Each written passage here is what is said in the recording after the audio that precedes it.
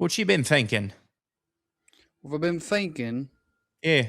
I've been thinking about shooting a banker. What have you been thinking?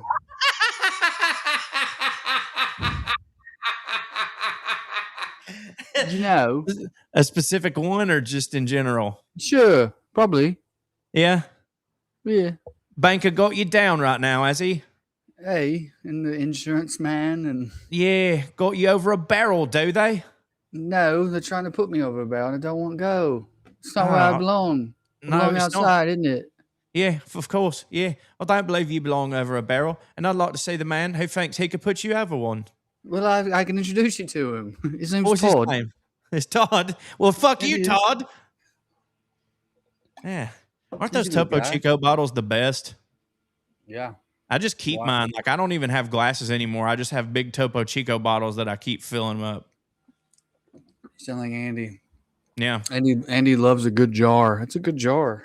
Dude, me too. I've got two things of cultured butter going right now in two of my best jars. There's a salsa brand that I spent two of my best jars on you. there's a salsa brand that, salsa bottles often, they have a tendency to just kind of go their own way. They're like, ooh, we're shaped like a woman, or this salsa bottle. Some of them, I have seen Pace, yes. yeah. But this one, it's big and wide and it goes all the way to the top. It's a great jar for, fermentation purposes. And yeah, me and Andy are pretty similar, I guess. No, in some ways. Yeah, in the worst ways. What the fuck? I wanted to ask you, so I'm a little caught up on it. Like, I knew that the NBA, particularly the Atlanta Hawks, which obviously it's the Atlanta Hawk because Atlanta is and has been for a while, and to my knowledge, nobody's even coming for the crown, mecca of strip clubs in the United States.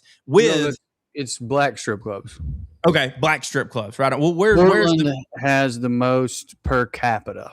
Okay, but we're talking about eliteness. Yeah, I guess you're right. It is black strip clubs. When I think of like elite strip clubs, I think of Magic Probably City, Pink Vegas, Pony. Yeah, and then Atlanta, and then okay. Portland. Yeah, and this is obviously like a distance bias for me. I'm 2 hours from them, so my entire life has just been Cheetah, Pink Pony.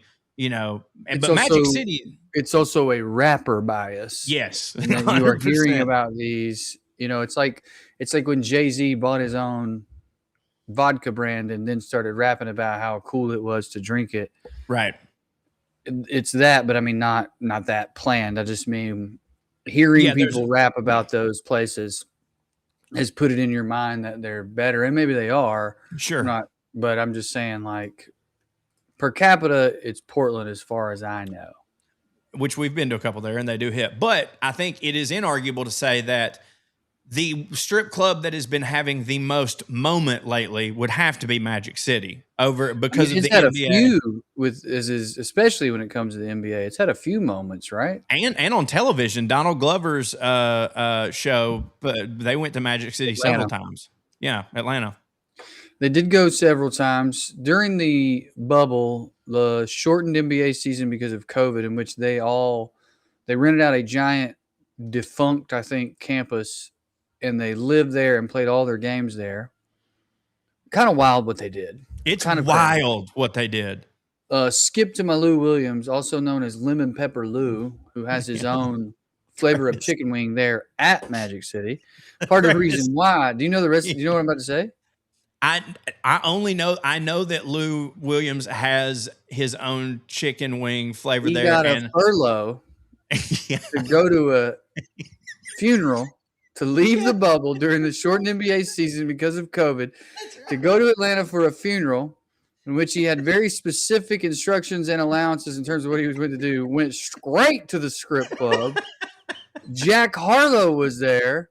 Harlow posts a picture of it on his Instagram, like, yo, what up? It's me with Skip to my Lou at the place where he has his own flavored chicken wings, again, rap.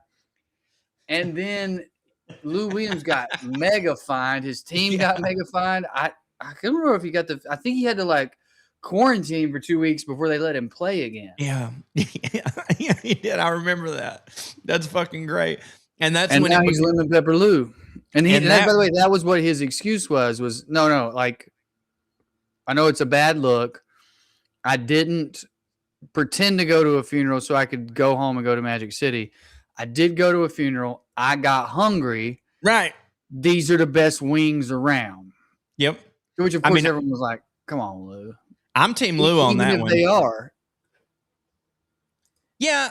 Get them delivered. Look, I guess you're right. He shouldn't have gone anywhere. It's just that the strip club makes it look, it's a worse look. But like, if he'd have been at Dave & Buster's, it would have still been the same crime. You went outside the bubble and you weren't supposed to do that. You know what I mean? The crime there would have been like, damn, you really risked all this for Dave & Buster's?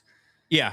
I guess now the crime is like, you risked all this for, not even getting pussy. I mean, Lou Williams probably can get some pussy at a strip club. He's Lemon Pepper Lou, Drew. Lemon Pepper Lou here. Lemon Pepper Lou, even if you're not him who is in the NBA, and it just, if a regular dude who went by Lemon Pepper Lou, he's getting that ass. You know what I mean? So if he didn't give himself the nickname, I think that's true. I don't want anyone to hear this to start calling themselves Lemon Pepper Lou. And you can't do that. You can't give yourself a nickname. Well, and it won't stick. You know what I mean? If it sticks, you pulled it off, sure. But like, I think other than that, your point and your logic's pretty sound, dude. Yeah, because, and here's the thing, it would have to be the ratio of how much lemon pepper wings you have to eat. Like if your name is already Lou, that does a lot of the heavy lifting. So you probably only have to eat lemon pepper wings like once every couple weeks for them to call you Lemon Pepper Lou. If your name is not Lou, you've got to eat. If you risk a $200 billion company's entire year bottom line just to eat some of them, your name could be Rodrigo and we'd come up with something. You're Lemon Pepper Lou. Yeah. Yeah. It would just be Lemon Pepper Lou. So anyways, because of this, Atlanta, the Hawks, we're going to have this promotional night. Now, here's what I know about it. I'll lay out exactly what I know about it and what I think I know about it. And then you tell me the rest because you follow more NBA than I do. So there already is a league called Buns and Basketball, which I follow on the Instagram, where it is, half naked chicks out there playing basketball. Hits for me. Now, what it appears to me in my initial reading was Atlanta was doing this promotional thing with Magic City, where they were going to have the lemon pepper wings at the stadium. And also, were the strippers going to play basketball? Because that's what I thought when I saw that. Oh, I think you know more about it than me. Okay. I just thought the NBA had a promotion going. Yeah, and I thought they were just going to have the food there. Okay. I just assumed. I assumed brought by the girls. Have you ever been to Classic City Wrestling? Yes, I have. Actually, no, I've been to Scenic City Wrestling. That's where I hurt my knee forever. Classic City Wrestling is Athens. It's Cole, our buddy Cole. That's Cole, yeah. And they didn't do it this year, which don't hit. Yeah, they did. I was there. No, I mean, they didn't do it the day that I wanted them to. Oh, they did it at New Year's, yeah. They did it at New Year's. Yeah. I thought they were going to do it again during Heathen's Homecoming, and I looked no further into it. I was like, yep, it'll be then. Well, they had the Toppers girls there. Hell yeah. And they were selling merch, and that's a cross promotion. So if it was like that, it was just like merch, and they were there, and they waved at the crowd and all that. Yeah, but I can't imagine it was much more than that. Okay, well, the more I'm thinking about it, it probably wouldn't have been food either because of licensing issues. Right. Okay. Well, see, then my brain was dumb because I was like, oh, they're trying to do a buns and basketball thing. That hits. That's awesome. Well, so if it's not that, but then the reason I'm even bringing this up is because the team pulled the plug on the promotion, and I was like, well, so now I don't understand why they would have pulled the plug on it. I thought somebody was like, yeah, we probably don't need to have strippers out there clapping their cheeks and hitting Steph Curry threes. But if they weren't even going to do that, why'd they cancel the promotion? Well, if they were going to have the strippers out there, one of them was going to do the splits and clap her cheek. Like, you know what I mean? Yeah, which hits. That's what the people want to see. Sure, but I'm saying, like, I don't think they were doing a thing where they were planning on playing buns and basketball, but I would imagine that somebody was like, when we bring them out on the floor, one of them's going to clap their cheeks. You have to. Yeah. It's like Hulk has to Hulk up.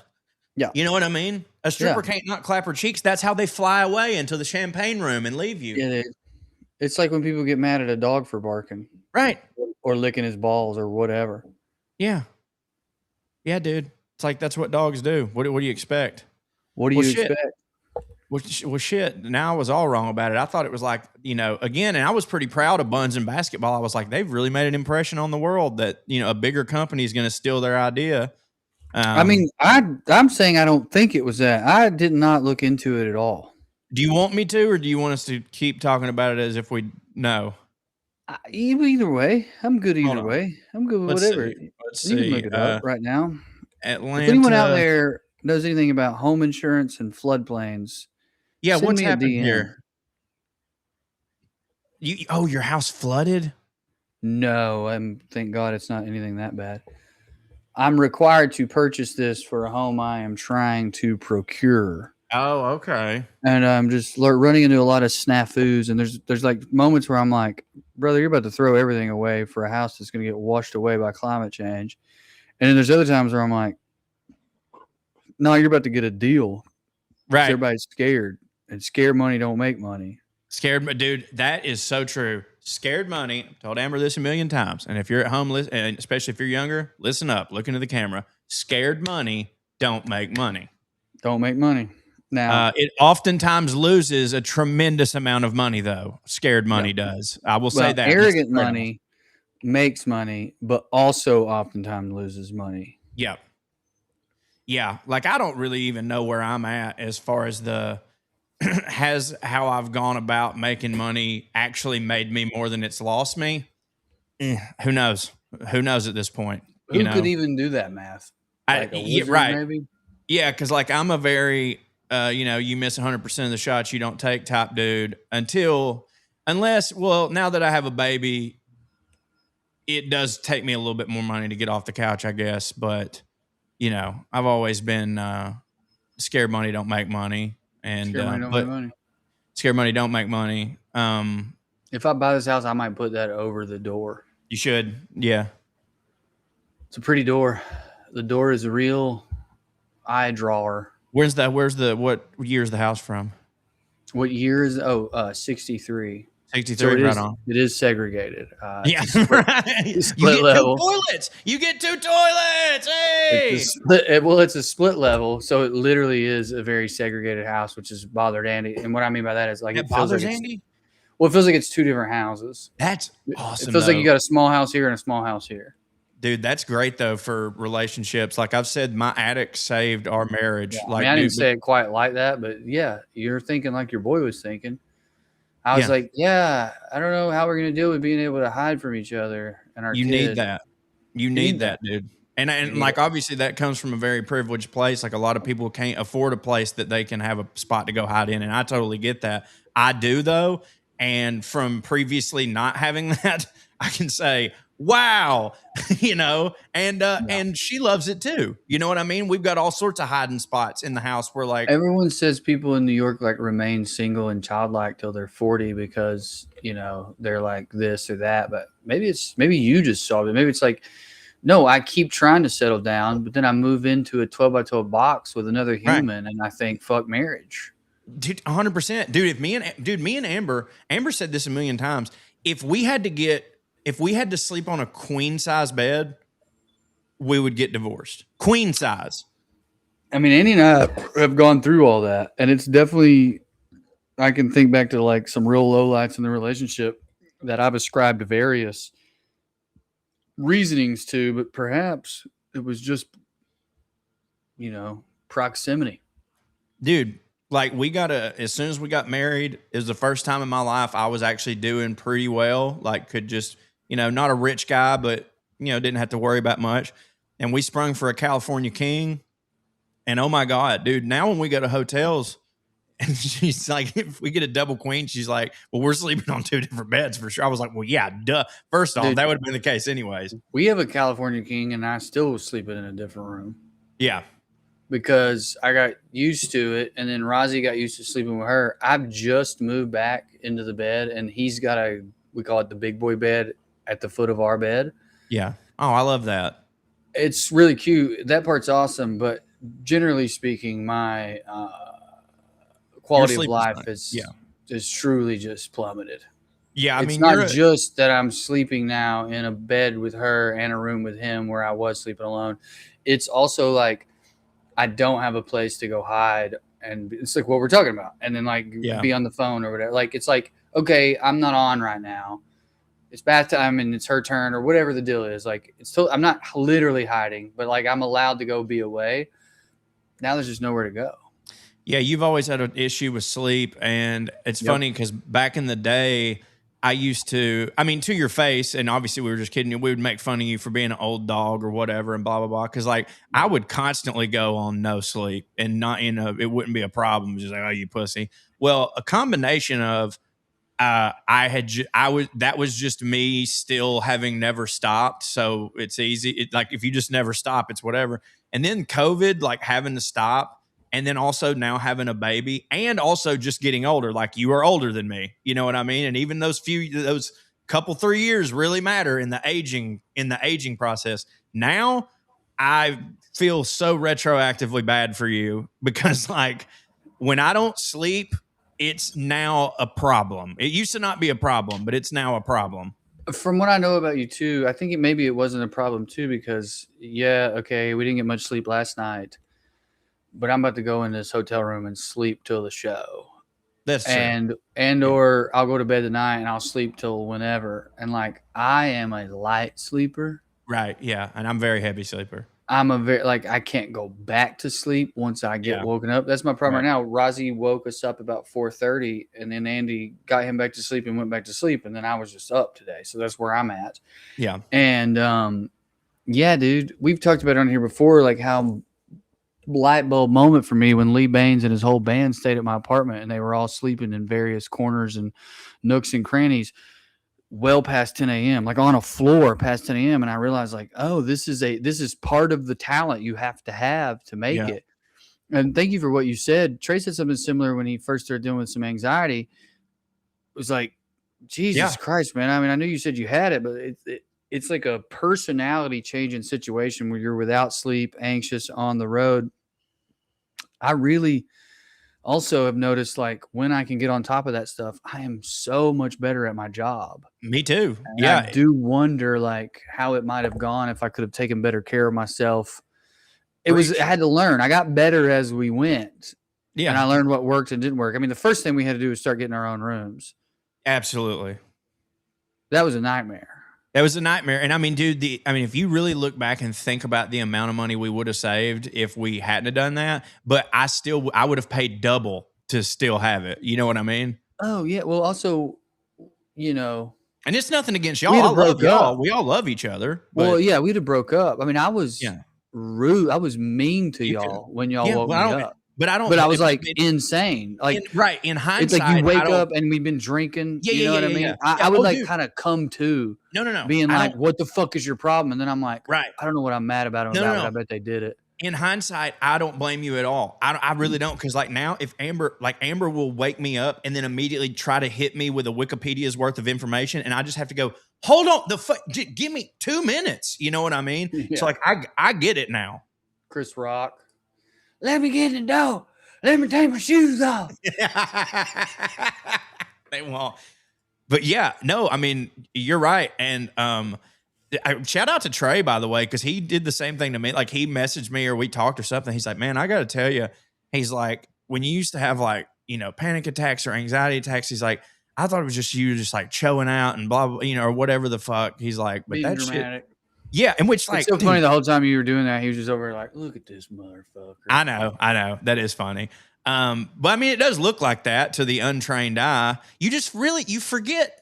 People out there think Trey's more woke and empathetic than he is. He's really a piece of shit, and he has to see it happen to himself before he will ever. By the way, I had no idea he wasn't going to be. Who knows? When did he tell us? I remember last week. I just knew that me and Burns are putting on airs together this week, so I just assumed like, oh, that means Trey's not here this week. Who the hell's Burns? Our producer. Oh, okay. Yeah, producer Burns, the man. But I'm obviously kidding about Trey, even though it is true. Until something happens to Trey, he doesn't believe in it. Anyways, he was true, like, isn't it? Of course it's true. Of course it's true. Of course. The only reason he's so empathetic about gay people and black people is he's been treated like an outcast for being so weird. He didn't believe in it. somebody like one of his friends was like, "What's that black guy lying about?" And Trey's like, "I don't know, dude. He's saying people ain't treating him right. I think it makes sense to me, dude." Yeah. And again, Trey didn't believe in like mental illness until he met me and you. No, even then he was like, "What's their problem?" And then he got one. Right. It had to happen to him first. And he's like, "Oh, wow." I mean, you know, to some extent, I guess that's how humans are until it happens to you. I mean, that kind of explains, well, everything. Dick Cheney. You can convince people that anyone. Dick Cheney. Right. You can convince it's easy, it's seemingly easy to convince a lot of humans that, hey, the thing this person is claiming happened, if it didn't happen to you, they're making it up. Right. Generation. That's one of the biggest cross-generational problems. Well, when I was your age, I'd blah, blah, blah. You know, you should be able to. It's like go ahead. Well, no, you go ahead. No, that's it. Well, I was going to say not to turn this into hugely political, but like I really thought when like Renee Good and Alex, what was his name? What? Alex, Peretti. Alex Peretti. I really thought when they got shot, I was like, this is not a great thought to have, but I was thinking, I was like, now they'll see it as for what it is because two white people got shot. And whenever we see, I mean, and some people did. Some people did, and some people like completely unaware would tweet like, "I think George Floyd deserved it." You know, like they go through this list, but this was crazy. Exactly. Yeah. Right. There were some people. You're right. I can't say that not all, but there were some people that definitely. And I think that of the people that went, "Oh wow, this really can't happen to anybody. Now it's bad." I think that a decent amount of them may have went a step further and thought, "Oh my God, I didn't realize the racial bias this played in my life. I'm going to do better." Like I do think some people genuinely did that because I believe that happens in this world. Not as many as you'd think, but also so many people doubled down and was like, well, they're fucking liberals, so that's not even a white person to me. That's, you know what I mean? Like that's a different kind of thing. So fuck them. And lesbian. But for the most part, like nothing pisses me. It like no matter how you become unhomophobic, obviously it's a good thing, but it will really piss me off when somebody from my hometown who has been the biggest homophobe in the fucking world, you know, piece of shit, finds out their daughter or their niece or something as a lesbian, and then immediately they're going around pointing the finger at everybody. And I'm like, hold on now. You got at least 3 years probation before your allyship is void. Allowed to be righteous. And now to be righteous. Now it has to be like subservient or subdued. Exactly. It has to be, hey, listen, I understand what you're saying because I felt that way too, but it can't be you motherfucker. You know what I mean? Like you got a couple years before you get to you motherfucker. Because we was saying you motherfucker to you, you know, and abortions too. It's just down here. It's the same goddamn thing with abortions. They will be you're a murderer, you're a murderer, you're a murderer. And then somebody in their family will get one and they go, well, it was complicated. You know, it's a complicated issue. I'm just against it when someone's just doing it just to make their life easier. It's like, all right, well, first of all, what? Second of all, though, let's break that down. Make their life easier. You're talking about their life and it's going to be hard. All right, how was your situation more complicated than that? Right. Well, they were their life was going to be hard. Right. Well, they might die. Yeah. Sounds like a hard life, dying. Yep. Wouldn't hit. Yeah, man. Coward. Hey, well, this is as good a time as any to throw it to our sponsor. And we will be right back right after this. Y'all, it ain't no secret. I'm getting old. We all getting old. Like, I feel like I pretty much hit, I don't know, around 38. And now all of a sudden, like, I'm doing the same stuff I used to do in the gym, but I'm not really getting the same, like results and like the diet that I used to be on. I'm on that same diet and I get fat instead of staying kind of where I was. My energy's been crashing. And of course, I went down the internet rabbit hole trying to figure out what was wrong. And every single time it, even though it looked like I was a hypochondriac, it kept coming back as like, you might just have low T. And look, doctors act like TRT is no big deal, just weekly shots for the rest of your life. Cool. But then you dig deeper and you realize like what you're actually signing up for. And it's $3,000 a year to shut down your body's natural production forever. And that's terrifying, right? Like what if I want more kids or something like that, which is why I started taking Mars Men because it's better. It gives you the same benefits of optimized testosterone, energy, strength, focus without shutting your body down. So no synthetics, no needles, no dependency. It's like hitting the reset button on your hormone factory instead of shutting it down.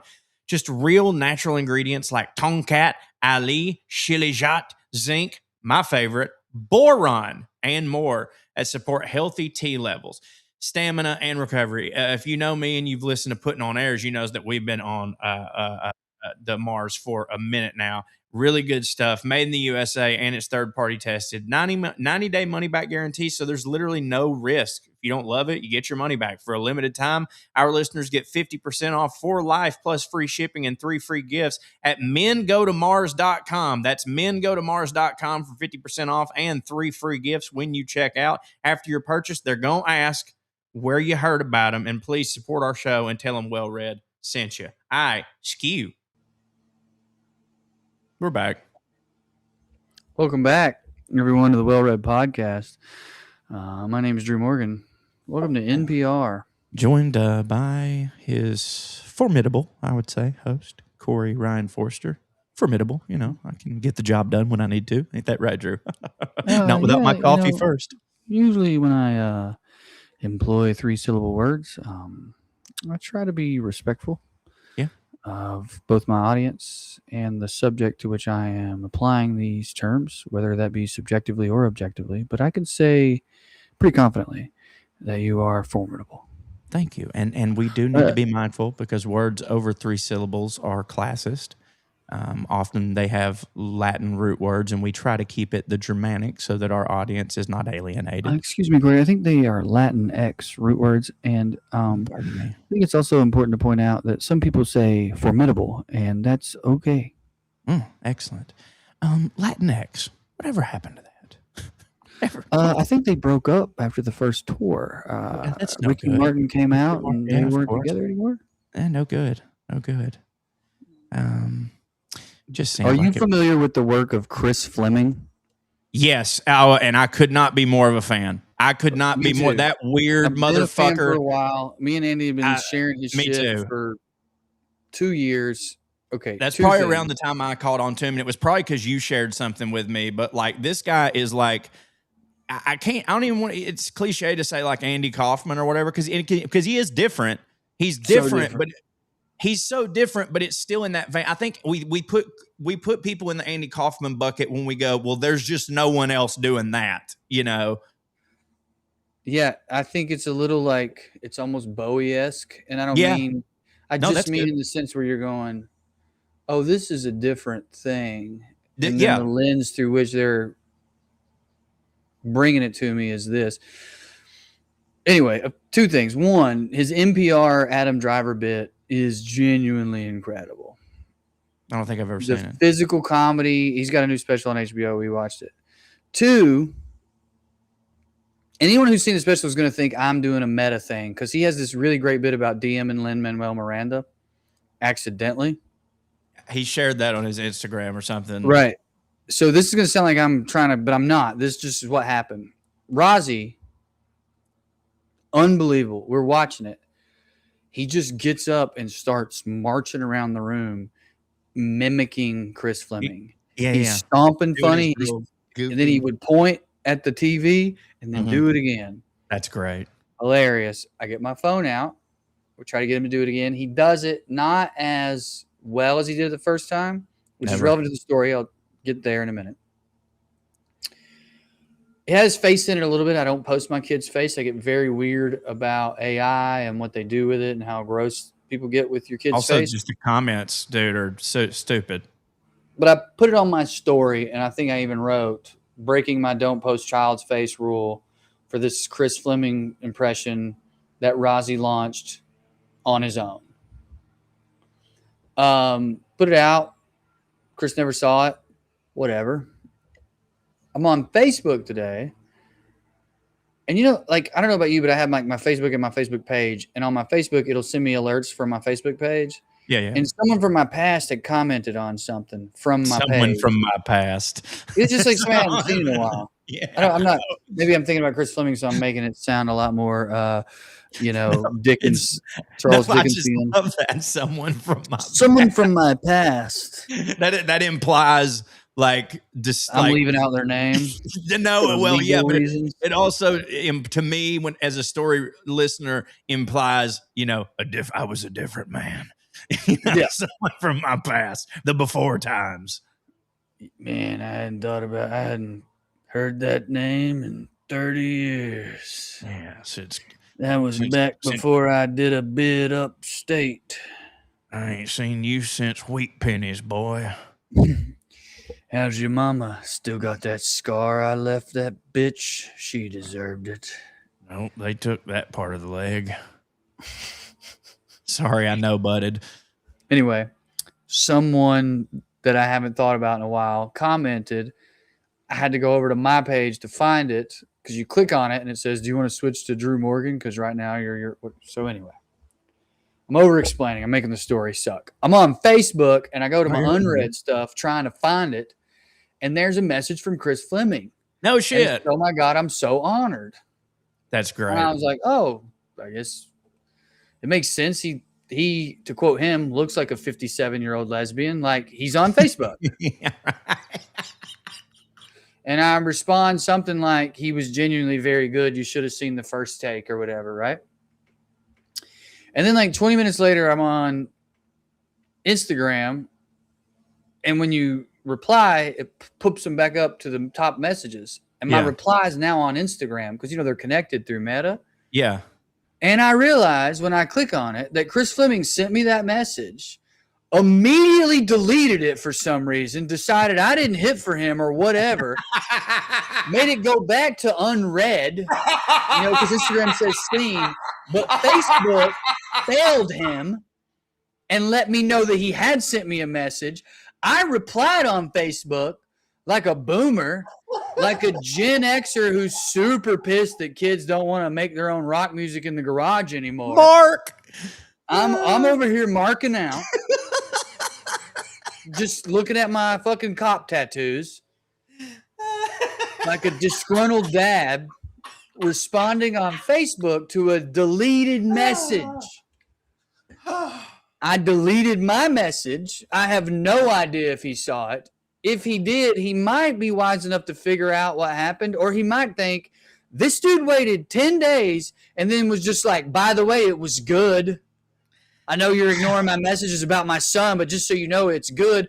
And then I click on his story because now the algorithm has brought him into my feed again. Like, oh, you're interacting with this dude. Look what he's sharing things about his special. Okay, Drew, Story? didn't you say it was a story? So what if he didn't delete it? It just they go away. Like Kate Beckinsale reposted a bunch of my stories. But when you go just look at it now, there's nothing there because my story disappeared. The reply would still be there. Oh, okay. I was trying to get. Okay. B, you think I wasn't checking it every 20 minutes to see if Chris Fleming had responded? B, Corey, we're not to the best part. Oh, God. So this happened. I'm hella embarrassed. Chris Fleming saw my son mimicking him, thought it was worth replying to, pulled back after he learned something about me. And I'm feeling shitty about whatever that is. My son was good enough for him, I guess, but maybe I wasn't. And then I get on his story today, and do you know what he shared? Someone posting the same thing, but it's a bird. Their fucking parakeet is mimicking Chris Fleming, and that's good enough to go on Maine, but my son's not?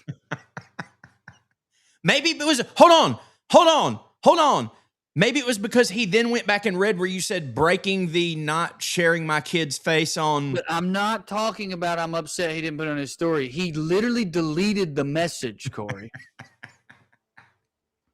Chris Fleming, if you're listening to this, or if anyone has his ear, we do need answers as to why. A good friend of mine opens for him. I am going to tell her about this next time I see her in person. Well, you do need to get to the bottom of it because it is one of those things where, like, obviously worst case scenario, and you don't want to hear it, is they go, yeah, Chris then looked at Drew's page and Drew otherwise just don't hit for him. But at least you'd have closure. Why would I hit for David Bowie of comedy? Exactly. But you want closure. I genuinely would rather have them say, oh, I did it because you don't hit for me, than to never hear from him again in my life and just fester and wonder. The worst case scenario is if he was like, honestly, your son's impression was mid. And then I saw your page and I was like, this is where he gets it from. That would make me. And I saw some of your pictures and the comments. It's clear you're gay baiting. I'm not into that. You're an old loser. No one likes you. Us? You aren't cool enough to hang out with Bob Seger. Signed, your favorite white comedian, maybe of all time. Well, Maria Bamford. It's probably Burr, Bamford, in some order. Fleming. That's how high I have this guy. Yeah. Well, that was fucking beautiful. And Facebook, get on it. That should not, neither Chris nor myself deserved that. Okay? He clearly decided he didn't want me to see that message. I would have been none the wiser. I could have gone on living my life thinking Chris Fleming doesn't check his message requests because he doesn't follow me yet because he has not been presented with my brilliance. Right.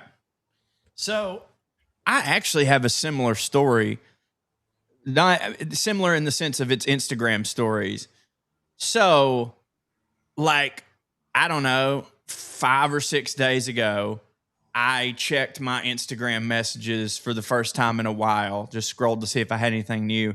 And I had like 6 messages from Kate Beckinsale, right?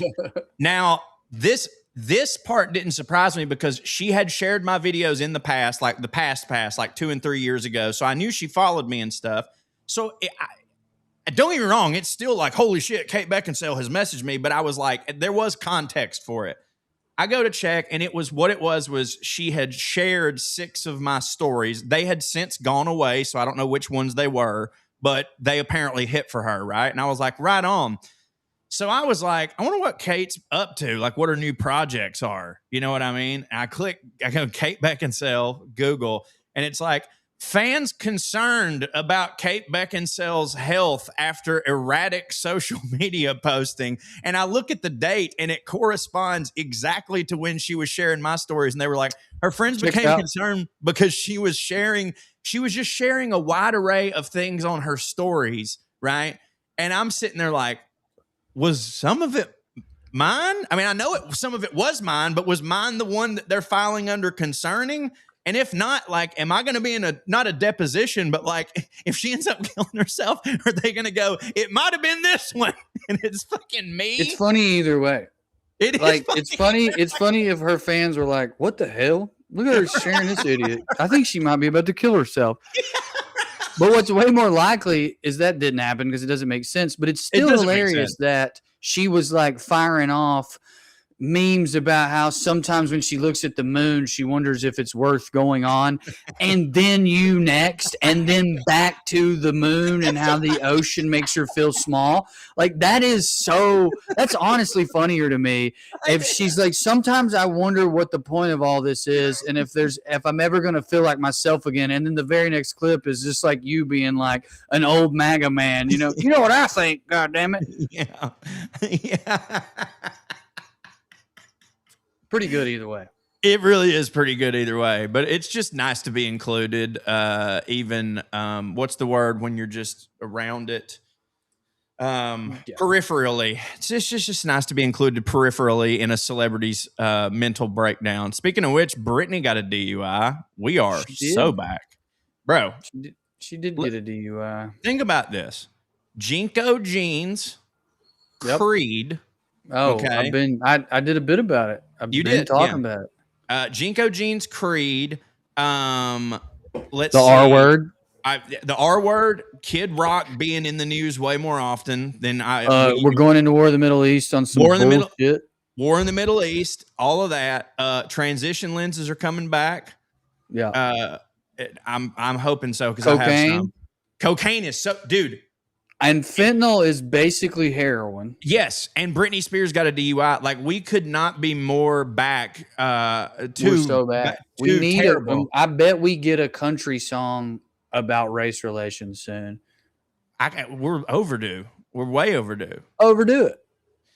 Man, like, do you think, as far as butterfly flaps their wings, that the passing of Toby Keith sped up the invasion of Iran? Like, it was going to happen anyways, but do you think it happened a little quicker because Toby died? If anything, I'd say it's the opposite. Right. It's like, well, I guess if they imagine him up there in heaven watching. Yeah, it's like, we got to get over there for Toby.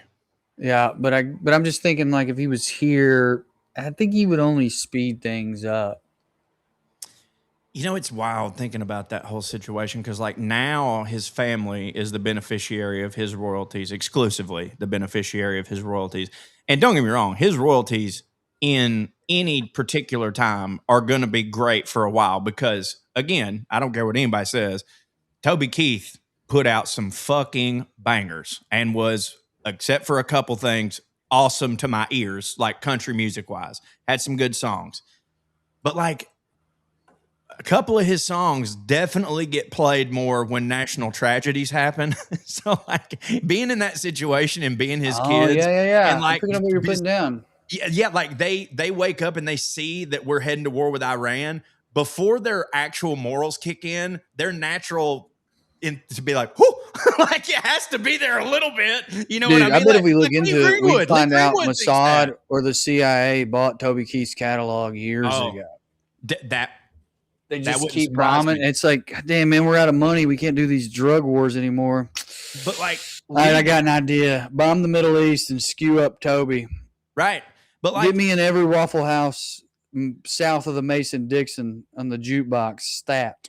A dude like Lee Greenwood has no actual incentive for the world to be peaceful and America to be at peace and happy. He has no incentive for that because his song gets played more as sort of a counter protest. You know what I mean? Like, used to, like, I'm sure when that song came out in the 80s, Reagan times, I don't even know what he was talking about then. Fucking Vietnam was Iran Contra. Who fucking knows? Dude.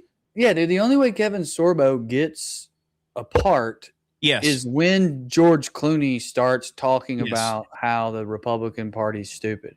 Correct. Like, if Mark Ruffalo would keep his mouth shut, and I'm not saying he should, but if he would, I do think Angelina Jolie's daddy would be out of parts.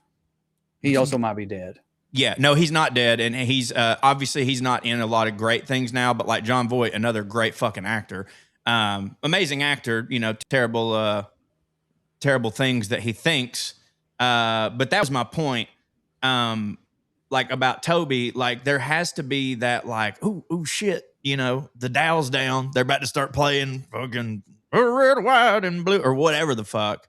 And that's a weird spot to be in, to, like, know for a fact that war, you don't even work for Raytheon, but war makes you more money because they're going to play your daddy's song a whole lot more on major networks. Yeah, man. I mean, dude, what about them old boys that we was talking about? You might not have been here that week. Me and Trey was talking about Andy being pissed that she couldn't find a Murder the Pedophiles shirt that wasn't in a Republican font. What's a Republican font? You know, like these colors don't bleed font. Oh, yeah. Under Armour fonts. Yeah, or the Eat, Pray, Love-y font. Yeah. There's like a real Republican style shirt out there. Yeah. The best one, the best parody or somebody making fun of it I ever saw was like the one that was like, you know, during the Colin Kaepernick heyday, it was something like, the only time I kneel is to suck a shoulder's dick. Yeah. So goddamn funny. So, and they put it in the font that I'm talking about on purpose for the bit. Yeah, for the bit. It has to be. So Andy was like complaining to me, like, I can't even find a Murder Your Local Pedophile shirt that ain't in a goddamn Republican font, right? We'll tell her that. And what I was about to say is those guys, they're not selling any of them shirts no more. Right. I bet they've shifted to these colors don't run though, son. Mm-hmm. I bet we're about to have a slew of Monster energy drink looking motherfuckers. Yep. Out here in some new grunt core Iran ? Well, you should have, bitch. something like that. That's You a know, good one. We need to, I've got the website. We could just go ahead and start selling them right now and all right, grift them at Iran, not far enough, buddy. not far. Yeah, write these down. I've got the infrastructure set Spring up. Break Tehran. Yeah. And she's got rocket tits. Yeah. What about instead of no fear, it says no queers? I think that we're past that one culturally for the moment. Even for them, yeah, you're right. But maybe. Yeah. That's a soft no. Right, I hear you. That's which is something they don't respect. They don't know at all. Dude, you know what I was thinking the other day? How badly Lori Morgan was going through it to release the song "What Part of No Don't You Understand?" Like when I heard that song as a kid, I was always, this is a real catchy tune. But like listening to it now and knowing what that woman went through, even though it's an upbeat, major key played song, that is a tragic song. Anyways, I'm sorry. Go ahead. No, I don't know if I have anything else to add. What were we talking about? We were talking about making T-shirts to sell to maggots, and we had come up with Spring Break Tehran. I mean, they're all brutal. Like if anyone isolates just as part of the clip, I come across real bad right now. I don't care. I won't isolate it. No, we blew up a school. Yeah, we have committed some of the most atrocious war crimes openly. Yeah, that we've ever committed as a country. That is the thing that is. We've been doing it clandestinely till recently. Right. I was about to say, like, we all know, like, okay, so used to whenever, like, they would, by the way, let me go ahead and say, I'm never for war crimes. War crimes, I would add that to 9/11, genocide. Our war crimes are genocide sometimes, so those are the I was just going to say, you're just listing war crimes. Yeah, but like, I'm just well, there you go. Our list of things that don't hit are basically all war crimes, so they don't hit for me. But used to, like, yeah, you knew that they happened clandestinely and in the middle of the night, and they were classified, and you could never really prove it or whatever. So whenever somebody would talk about like a president committing war crimes, to be like, well, you can't. This president was better because this one committed a war crime. And I'd always be like, bro, I'm pretty sure that you kind of have to commit war crimes to be the president, or at least like if all the data suggest it, because they all have, you know what I mean? And I'm not saying, but I was like, at least they had the fucking courtesy to not show it on Twitter on purpose. God damn. Like, at least tell me I'm pretty if you're fucking me in the ass. Exactly. Dude, like, Jesus Christ. Epstein files, war crimes, the way that they're just like telling the UN to go fuck themselves. Yeah. There's a speech. You might have seen it. We might have talked about it. By the way, we got to keep talking about Epstein. Like no one's talking about it anymore. We got to keep talking about it. That's true. That is true. There's this speech the Canadian Prime Minister, I think it was his title, gave recently, and he was getting like accolades for it. But I and a lot of people, I'm not the only one who thought this, was like, what the fuck are we sucking this dude's dick for? He's saying a very evil thing.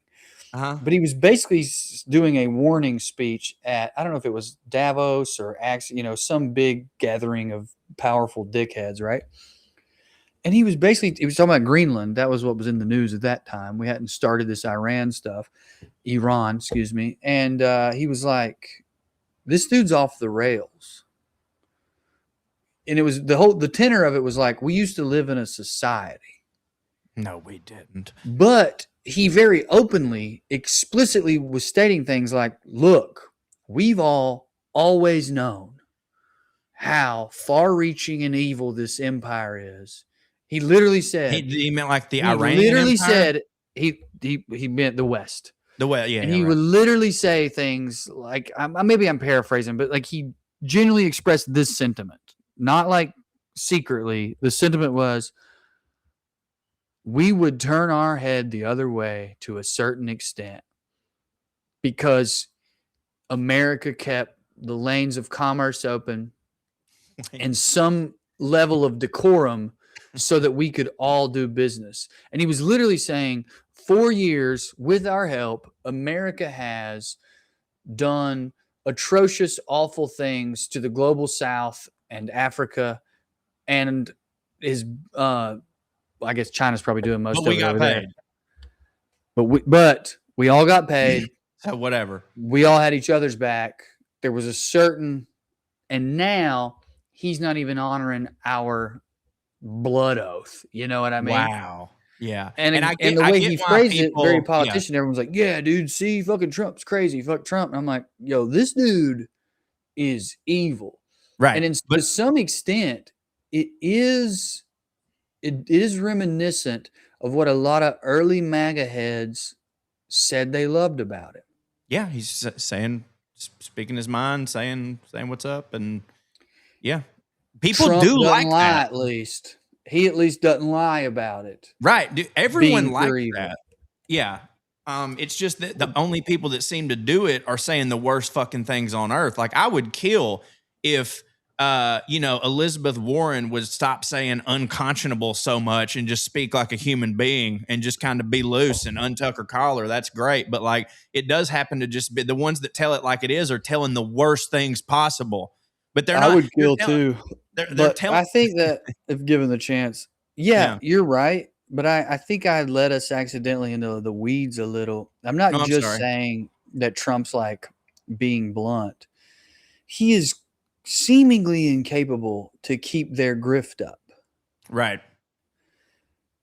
He's like, he'll like Gaza, he'll just be like, we just had a meeting, $50 trillion worth of, and they're like, you can see him looking around like, you're not supposed to fucking say that. You're Right. supposed to say we had a meeting and we've been talking about the future of this Yeah. place and progress. And I do understand why stupid people think that's a virtue. Right, because they're like, see, he doesn't care what he's told to say. He just says what he wants to say. Right. But there is But like, I don't ascribe a virtuousness to Marco Rubio on his side going, geez, well, sliding him notes, stop saying that shit. there, That's there, not virtuous either. That's no, just but all evil all the way it, down. it is like, there is a scenario in which case I would go, okay, Mr. President, I'm not saying lie, but there is a little thing called national security. And as a head coach wouldn't get on a bullhorn and tell the defense the offensive play they're running. That But at the doesn't same mean, time, yes, but at the same time, this is all kind of moot, right? right, Historically, right. like genocide, Epstein, the stuff going on in Minnesota, and now potentially World War III with Iran and Israel's involvement in honestly all those. I can draw a direct connection to Israel for every one of those. The hardest one for some people might be like, what's Israel got to do with Minnesota? ISIS training tactics and all their gear for the most part came from Israeli Defense Forces. But aside from that, when this time period of history is looked back on, I don't think anyone's going to be like, it's crazy how Trump was unable to like wear the mask. It's like, nah, dude, I've said it on here before. I said it as loud as I could when Trey had me on Weekly Skews. We're on stage like 9 and people are like scared because they're like, we're on stage 3. This is scary. And it's like, nah, bro, this is beyond scary. We're facing the balkanization of America, if not a war on our own fucking soil. Yeah. And I mean, bro, and you can tinfoil hat me. I don't care. Everyone listening. I won't. They're gonna either cause or allow something to happen on our own soil in order to escalate and justify what they've already started. 100%. 9/11 times 2 electric boogaloo. It's coming. So much worse though, too, because that. Well, maybe not. This will no. They're going to cyber attack is what's going to happen. They're going to make us panic in a more isolated way because they have the technology to do that now. And dude, Elon Musk tweeted the other day. He's like, by the way, if this country if it comes to us having a draft, we have the technology to where you can't drive your Tesla out of the country. I thought that was so funny when I saw that because my first thought was like, yeah, dude, a lot of real winners and war fighters leaving the country in a Tesla right now. Like, I just imagined explaining that to my nephew who is gung-ho about America. Right. And be like, hey, man, you think that's good? And he's going to be like, you think I want to fight a war with a bunch of Tesla driving turncoats? And you know what? That's another thing that really, really bothers me. I mean, I'd like to say just as a person, but maybe it is because I'm a father. I mean, my son's only 3, but I mean, he'll be 18 before I know it. I had a lot of buddies after 9/11 that really felt the call, like they had to go or whatever. In their defense, we as a public didn't know exactly how much bullshit it was going into it. So, yeah, dude, I was ready to go. So it is right, but it is different now. But at the same time, these are 18-year-olds do not have the frontal lobe cortex. Like what I'm saying is now it would be easy for me to go like, well, dude, if you sign up and go now, you're just a fucking idiot. But 18-year-old's brain just is wars happening. I got to protect my country. And like, just the fact that we're about to do that again, by the way, we're going to do that again to another group of our citizens. We're going to give them PTSD and bring them back home and then not give them a job and step over them from their homeless. But we are also about to create another ISIS, Hamas, Taliban, whatever. Every 20, it's like the ISIS got, the Al Qaeda got old, so we had to bring ISIS in. The ISIS was the Taliban's kids, and we just regenerate it with them. And it's just second verse, same as the first, every 20, 25 years. And fuck, man. Like, for I will nothing. say this. I mean, I think a lot of them are cynical enough because of the world they were born into and grew up in to like, I mean, apparently, I don't know if it's true. I read that like at training camp right now, and like they're all getting ready to go. I've got a buddy who's about to go to Kuwait. The captains are getting really frustrated because the kids, the young cadets, keep saying things like "for God, for country, for Epstein," like because like they know they feel like they're being sent to die because of that, or they'll say like something about Israel. This is like their Vietnam War. Like those dudes were hip to it during year 2. Yeah, they're hip to it for sure, and then, they're going to do it because like. I mean, the other thing. Oh, I remember the other thing I wanted to say. I just want to make this point. I should have made this one first because the other one was more fun. But I just want to say this, just as one example, Hamas is according to what we're told, and I'm not saying this isn't true, a terrorist organization with deep pockets, a lust for blood that is unquenchable, and a hatred for Jews that cannot be matched. And they have never attacked Israel, even though they're supposedly in every country next door to it. Right. Come on, dog. Right. Come on, dog. Come on, dog. Yeah. All right. Well, I got to go, dude. I got to go try to get a loan. Well, that fucking sucks. Tell people how they can help you pay for it. Yeah. I'll be in Denver. I'll be in New Orleans, March 19th, 20th, 21st, whatever that Saturday, Sunday is, as part of the Toledo Street Comedy Festival with some of my friends and enemies. Headlining with me. I'll be in Denver that next weekend, the 27th and 28th, at the Denver Comedy Lounge. And I think I said this last week. When you go to click on the links, it will not say Drew Morgan. It'll just say Saturday Night Comedy. And they're paying me, so I guess I'm fine with that. I think it's odd. It's odd. It's a bit I'll be weird. in Bristol. I've moved that date to May 1st, May 2nd. I haven't put that date up on my website. This is the reason why, because I didn't know if I was actually going to keep it. I got bumped for our buddy Dale Jones, and I was happy to. Oh, man. Where are you going to be, Corey? So this, as you're listening to this on Wednesday, tomorrow night, Thursday, March 12th, I'm in Asheville at the Eulogy. I think it's almost sold out. I think there might be like 2 tickets left, so I hope y'all get them. And then March 29th, I'll be at the Punchline in Atlanta. Not doing much else after that on purpose. So I'll be writing a lot at CoreyWritesForYou.com. You can pay or you can not pay. You get the same amount of shit. So there you go. Socialists or whatever. Thank you all for listening to the WellRED Show. We love to stick around longer, but we got to go. Tune in next week if you got nothing to do. Please subscribe to CoreyWritesForYou.com. Oh, you owe us $10. Okay, now you owe us $5. Yeah. Fuck Trey.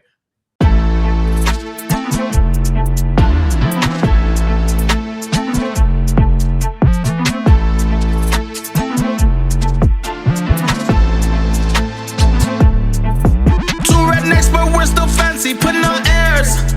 We might not know much about history, we don't care.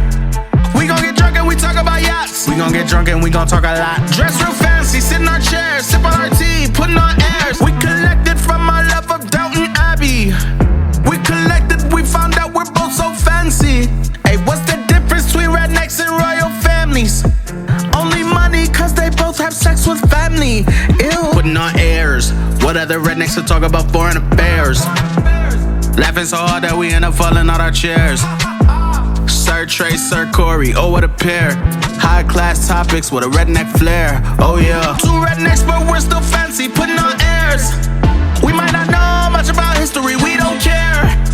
We gon' get drunk and we talk about yachts. We gon' get drunk and we gon' talk a lot. Dress real fancy, sit in our chairs, sip on our tea, putting on airs. Two rednecks, but we're still fancy, putting on airs.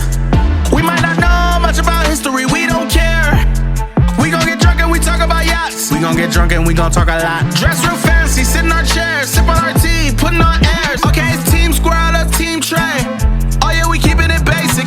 He thinks that the squirrels at Corey's mom's house are racist. And you know squirrels live in the same place for generations. So Trey, you better count your days and you better count your blessings. Cause all the squirrels that you ran over, that you think are nameless, faceless, their families are getting together and plotting on you from the attic and basement. So even though Corey is dumb, fat, and bald, he knows how to avoid drama, don't get squirrels involved. Two rednecks, but we're still fancy, putting on airs. We might not know much about history, we don't care. We gon' get drunk and we talk about yachts. We gon' get drunk and we gon' talk a lot. Dress real fancy, sit in our chairs, sip on our tea, putting on airs. Two rednecks, but we're still fancy, putting on airs. We might not know much about history, we don't care. We gon' get drunk and we talk about yachts. We gon' get drunk and we gon' talk a lot. Dress real fancy, sit in our chairs, sip on our tea, putting on airs.